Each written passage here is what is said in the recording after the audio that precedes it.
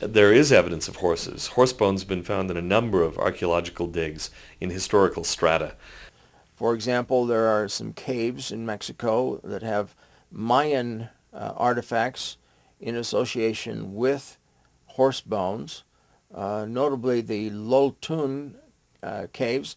They've almost always been discarded because the archaeologists assumed, on the basis of ideology or preconceived opinion, that that must be site contamination. Those horse bones can't belong there.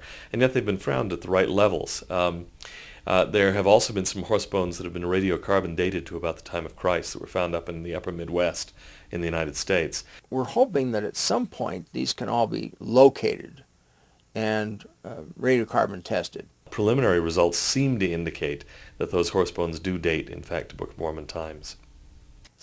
There were a few others that were found to be pre-Columbian, but post-Book of Mormon. That's significant because the claim has long been made that there were no horses in the New World from about 10,000 BC until the time of the Spanish arriving here. So Columbus initially in 1492 and then followed by others. But in fact, there are a number of them that have been found in, say, the 11th century, the 13th century. They're before Columbus, but they're after the Book of Mormon. So they can't be used as evidence for the Book of Mormon, but where in the heck did they come from? So it is not a done deal to suggest that there were no horses in the Americas in Book of Mormon times. There's considerable evidence for horses. It's just been little noticed.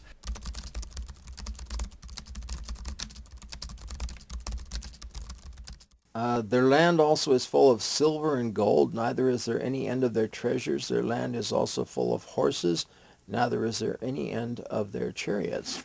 Well, it's not talking about the Nephites. This is a passage from Isaiah. Yeah, it says compare Isaiah 2. And the first verse says, the word that Isaiah the son of Amoz saw concerning Judah and Jerusalem. He doesn't say here concerning Mexico and Guatemala. So far, no direct evidence of chariots. There are roads in a lot of places that suggest heavy traffic. They might have been developed not just for foot travel, but for some kind of wheeled travel. Case of Ammon and the Lamanite king. We don't know what the nature of that chariot. It's possible, and I'm just thinking out loud here, that the word chariot may not mean exactly what we picture. Again, we always have to be open to the possibility that it's not quite what we've imagined to be a chariot. The word for chariot in Hebrew is very similar to the Arabic word for boat, and they simply mean in both cases something that's ridden. That doesn't say necessarily it looks like Ben-Hur's chariot. It might be a different kind of thing altogether.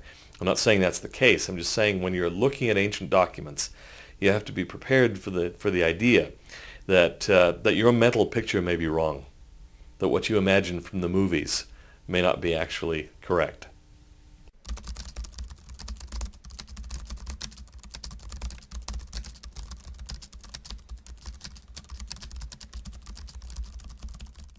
Absolutely. Depends on the time period.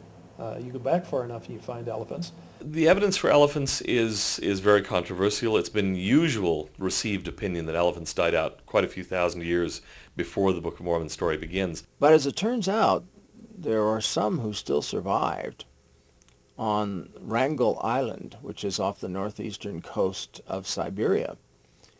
And the latest of them is from 1700 BC, which is well within Jaredite times. Well, that doesn't prove that there were some farther south in the Americas, but we certainly should expect that they could have been. There has been, for a long time, for decades now, a minority of zoologists, archaeologists, and so on, who've argued that elephants actually did exist in the Americas up until something like 2000 BC, which is just about right for the Book of Mormon, because we're talking about Jaredite elephants, not Nephite elephants.